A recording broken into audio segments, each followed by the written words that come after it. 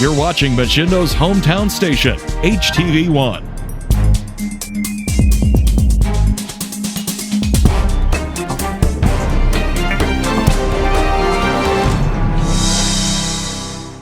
Hello everybody, Brett Boyd from the Market House. Don't miss our new expanded summer hours from 8 a.m. to 8 p.m. And don't miss two fantastic deals on ground chuck at just $3.99 a pound or Dutch Farms butter at just $2.99. Just two great deals and two more reasons to come see us at the Market House. Open 8 to 8, 7 days a week. We'll see you there.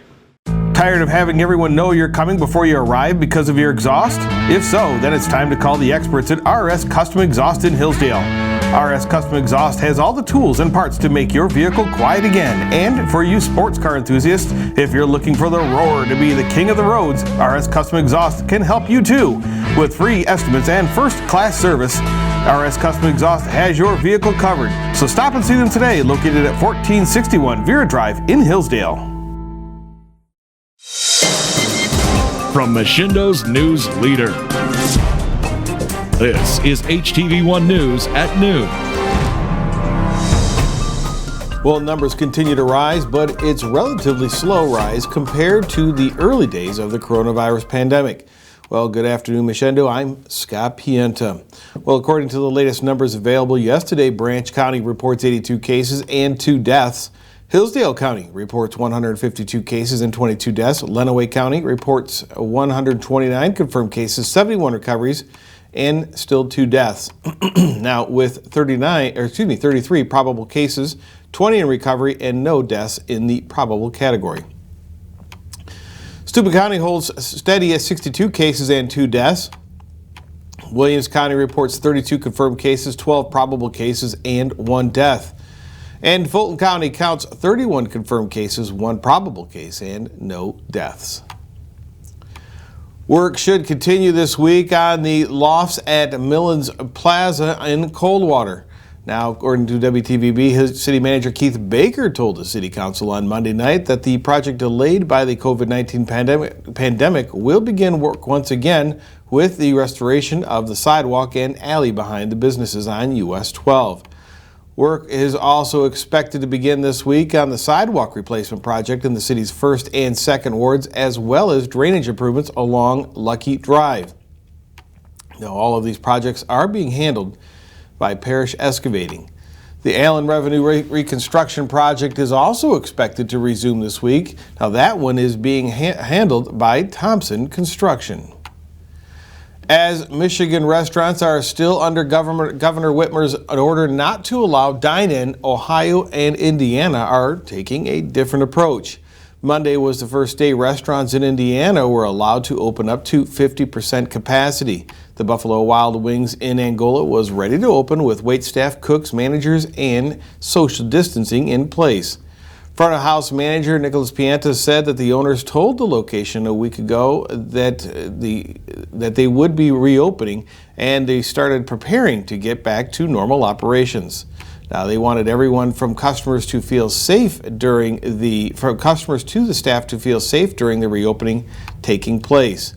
Now, Indiana restaurants are now allowed to open to 50% capacity in dining areas, but patrons cannot sit along the bar rail, as bar seating is not yet allowed during this part of the phased open, but it will be at 50% starting on June 14th.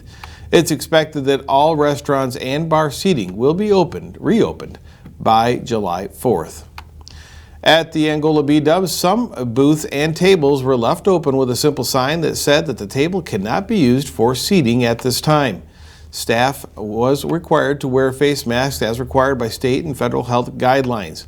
Now, PIENTA said that they were very steady all day, including a dinner rush that had wait times up to an hour.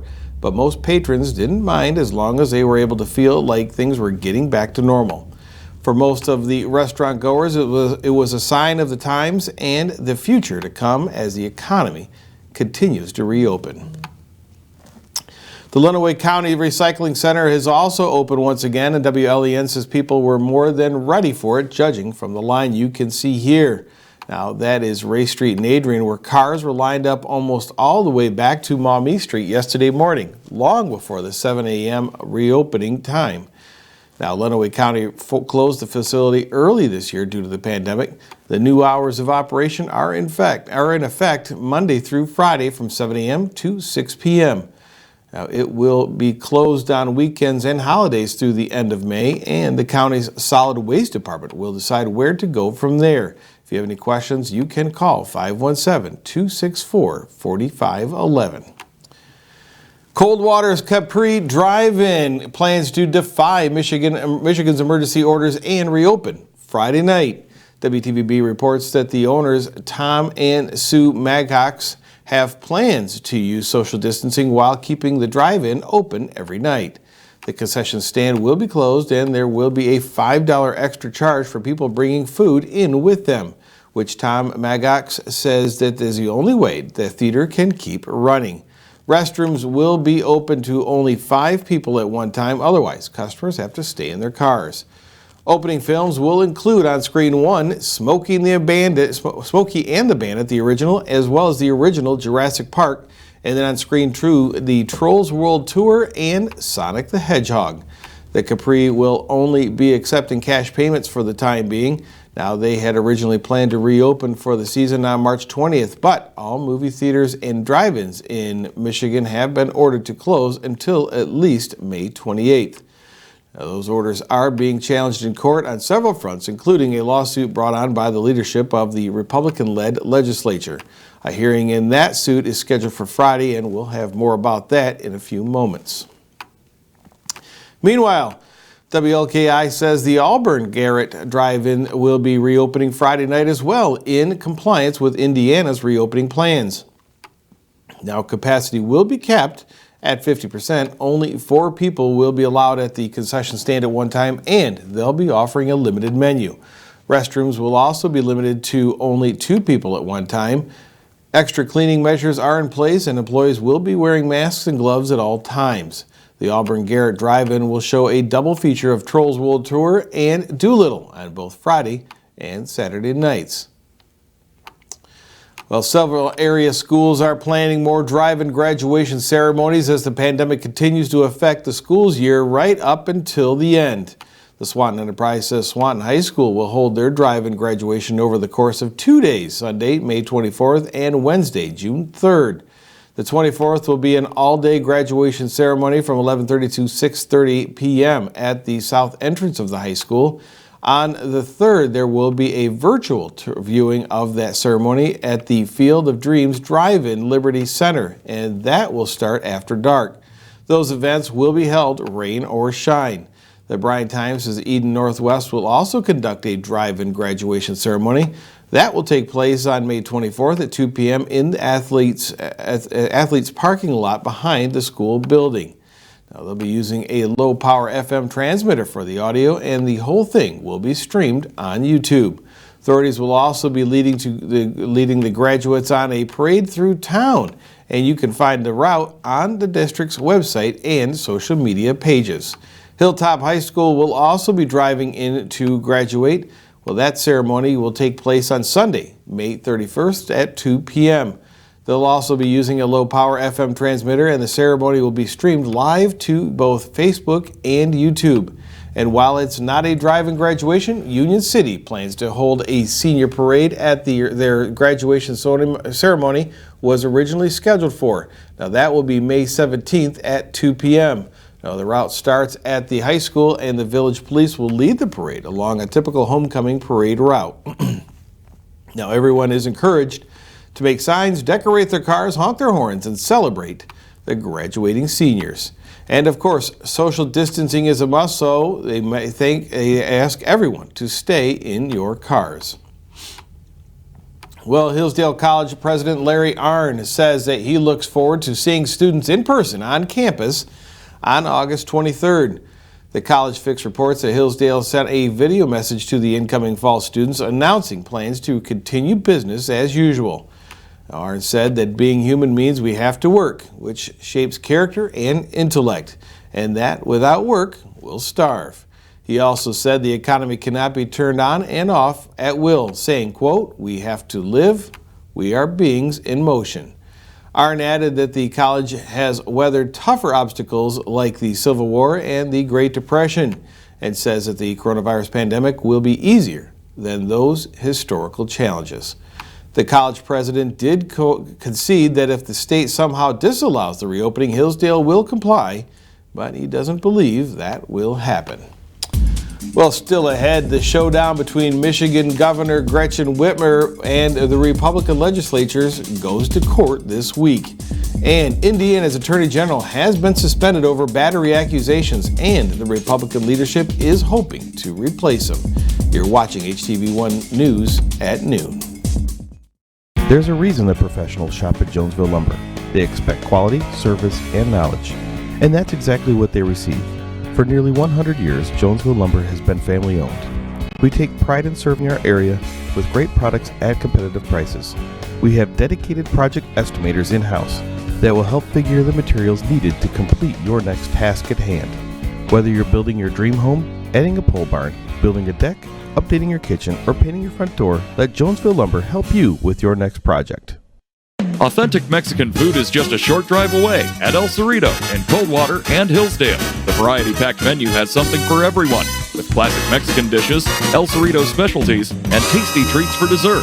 Don't forget the best margaritas in town with margarita specials Friday and Saturday. And carry-out ordering is great for work lunches or picking up dinner for the family.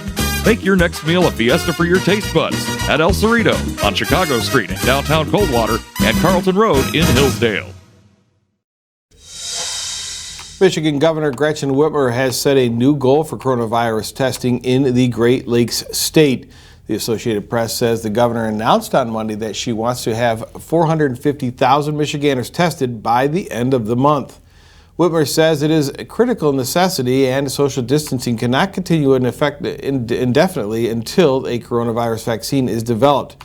Testing is increasing in Michigan with a rate of 10,000 tests per day being achieved 2 weeks ago. Chief Operations Officer Tricia Foster says that the target for June is 30,000 tests per day, or 2% of the population per week for that month. Whitmer added that the tracing and safety protocols are also essential. The federal government is pitching in on that effort with an initial shipment of swabs and other supplies arriving Monday. Now, Michigan currently ranks 18th among the states in the number of tests per capita. The governor also said that there is a chance that some regions of the state may reopen sooner than others, depending on hospital capacity in those areas. Meanwhile, oral arguments have begun scheduled for the lawsuit against Governor Whitmer being brought on by the Republican leadership of the State House and Senate. According to the Detroit News, Michigan Court of Claims Judge Cynthia Stevens will conduct that hearing this Friday, May 15th at 10 a.m. Now, that will take place over Zoom. Now, the lawsuit claims that Whitmer, a Democrat, has violated the Constitution of separation of powers and exceeds her authority with her unilateral emergency orders.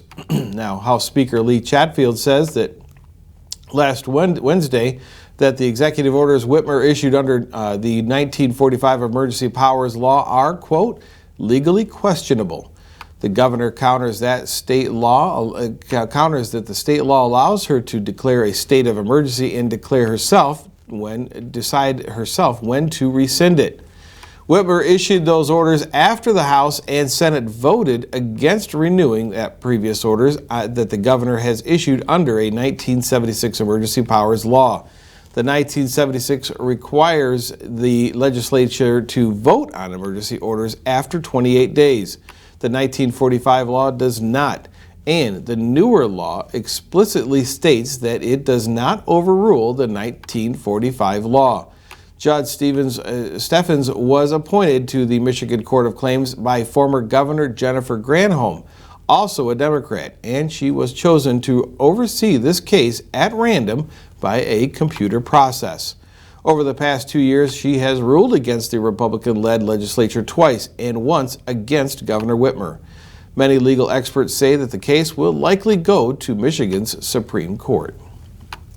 While no criminal charges were filed, an Indiana Supreme Court has decided with the State Disciplinary Commission and has suspended Attorney General Curtis Hill for 30 days. According to the Herald-Republican, the justices agreed with the commission's findings, which determined that Hill committed battery by inappropriately touching women at a party in March of 2018. Now, the punishment is more lenient than the commissioners recommended, 30 days instead of 60, but the court said that Hill did, in fact, violate professional conduct rules and cannot practice law in Indiana for 30 days, starting on May 18th. He will automatically be reinstated by the end of the suspension. The case had started in an Indianapolis bar where the General Assembly was celebrating the end of their session. Hill allegedly had several drinks before making unwanted advances and touching multiple women. After one legislature filed a complaint, the Inspector General investigated but found that Hill's actions likely fell short of criminal charges, and the Marion County Prosecutor's Office never filed any. Civil suits and disciplinary complaints followed, and a hearing officer reviewing the case found Hill to be in violation of Indiana's attorney code. Hill issued a statement on Monday saying that he accepts the ruling, and the Chief Deputy Aaron Neganglard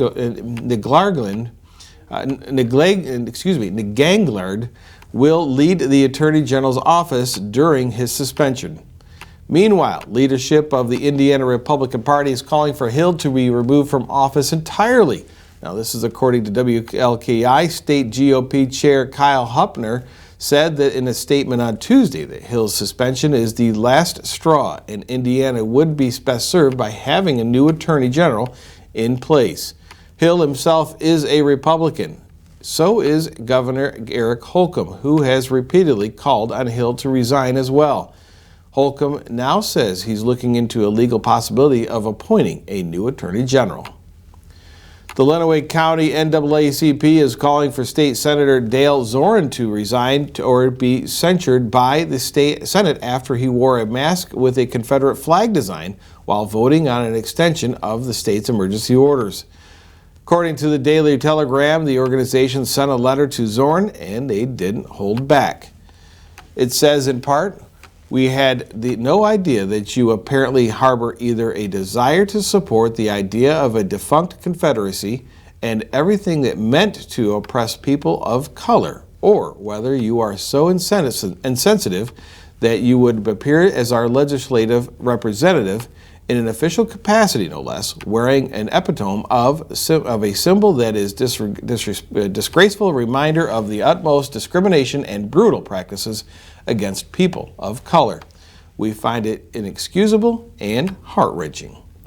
The letter goes on to call Zorn's actions unbelievable and inexcusable and called the Confederate flag a depictable symbol of an effort to uphold slavery and white supremacy, both historically and currently. Zorn initially claimed that his wife had made the mask to look similar to the state's flag of Kentucky or Tennessee, but admitted that he knew it would, quote, raise some eyebrows. He later acknowledged that it was a Confederate flag and issued an apology, saying that he didn't intend to offend anybody, but he realized that he did.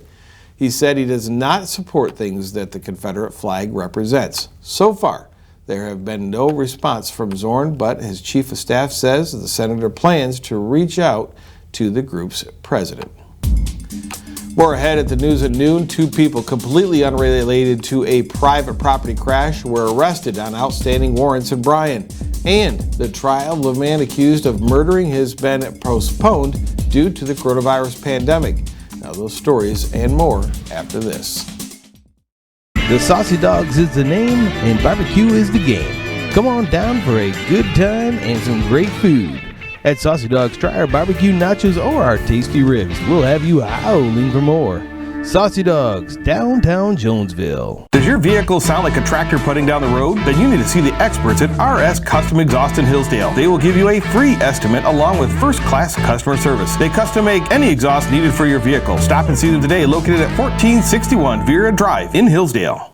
Hello everybody, Brett Boyd from the Market House. Don't miss our new expanded summer hours from 8 a.m. to 8 p.m. And don't miss 2 fantastic deals on ground chuck at just $3.99 a pound or Dutch Farms butter at just $2.99. Just 2 great deals and 2 more reasons to come see us at the Market House. Open 8 to 8, 7 days a week. We'll see you there.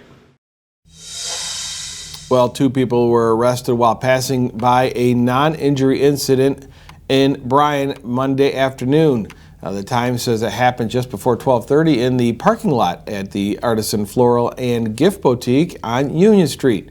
Now, it started out as nothing more than one vehicle having backed into another, but as officers left the scene, one executed a traffic stop and found the driver, 25-year-old Kelsey Downs of Montpelier, had an outstanding warrant for failure to appear in Bryan Municipal Court.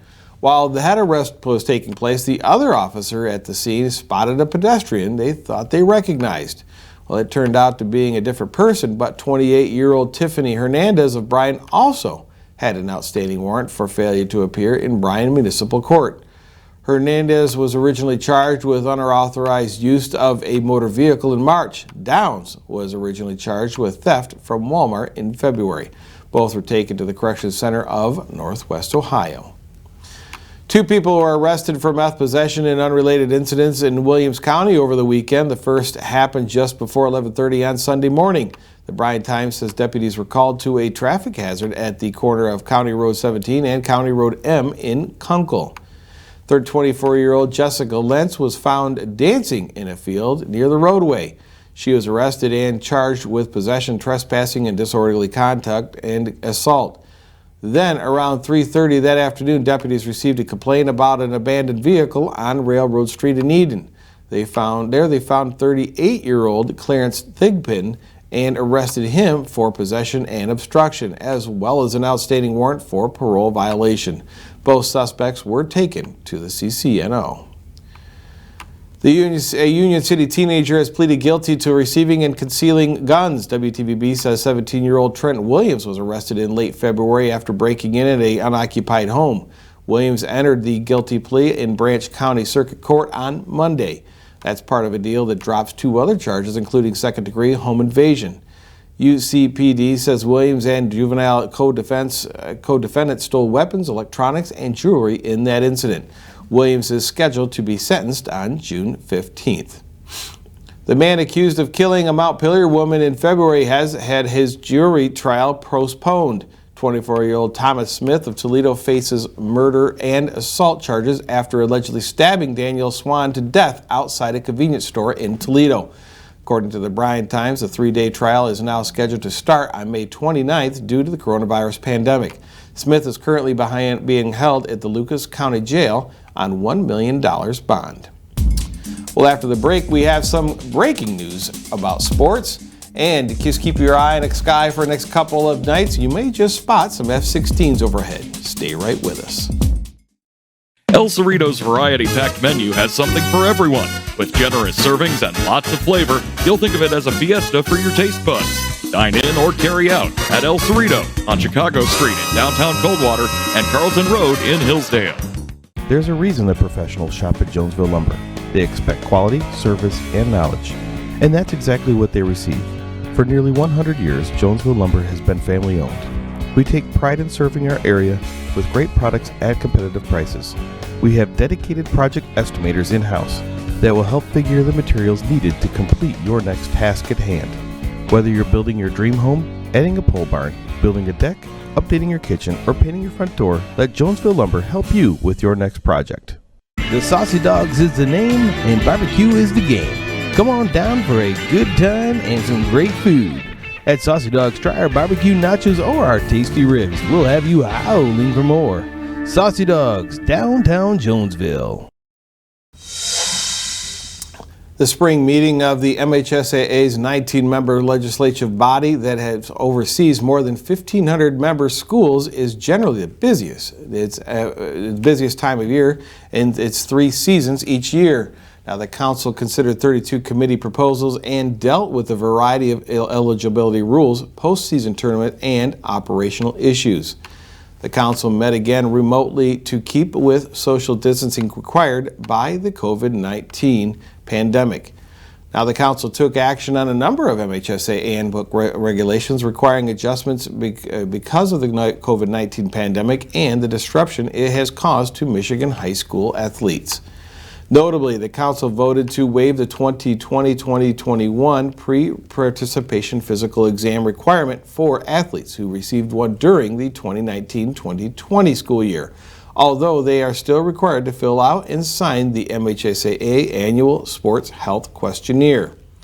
The council also authorized schools to make decisions on multiple summer matters, including the opportunity for athletic directors to request a waiver from the M.H.S.A.A. to wear school competition uniforms during events that are school-sponsored and designated to recognize graduating 12th grade seniors. Now, additionally, the council voted to give schools the opportunity to waive the annual required week-long period of no summer activity if they chose to do so. Now, we at HTV1 have been a big part of this request, as we had hoped to have a weekend tournament for 3 sports: baseball, softball, and soccer. As to follow with the M.H.S.A.A. adjustment of rules, we are looking for a sponsoring school to work with to make that happen, and we'll update you once we do. Now, all seniors that play will be called out before each game to give them recognition and a chance to play in their school's uniforms. Once the sponsoring school is found, the details of the tournament are figured out between participating schools. Well, that's when parents and students should reach out to their athletic directors of their schools to have them participate.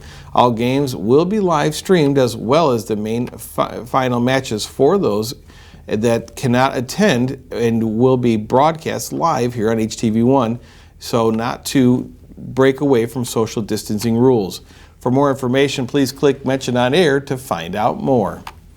And finally today, the 180th Fire Wing is conducting night training flights through tomorrow. The Swanton Enterprise says that you may see or hear F-16s until about 12 a.m. this week.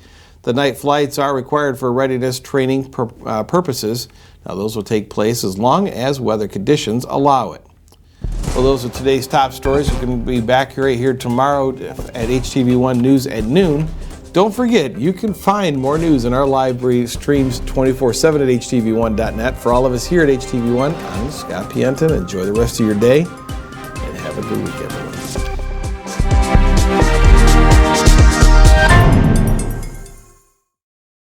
Tired of having everyone know you're coming before you arrive because of your exhaust? If so, then it's time to call the experts at R.S. Custom Exhaust in Hillsdale.